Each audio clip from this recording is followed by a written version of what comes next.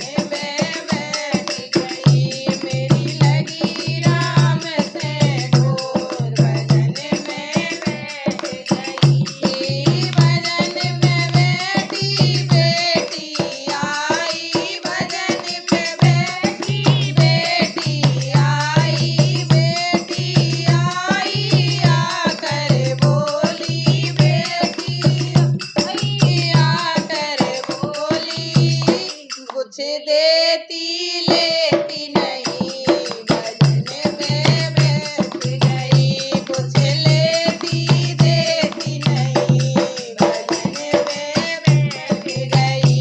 मेरी लगी राम से डोर, भजन में बैठ गई। मेरी लगी राम से डोर, भजन में बैठ गई। भजन में बैठी नाती आया, भजन में बैठी नाती आया। नाती आया आकर बोला, नाती आया आकर बोला।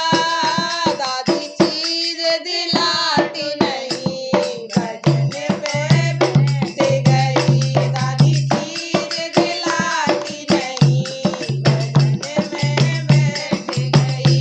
मेरी लगी राम से डोर, भजन में बैठ गई। मेरी लगी राम से डोर, भजन में बैठ गई।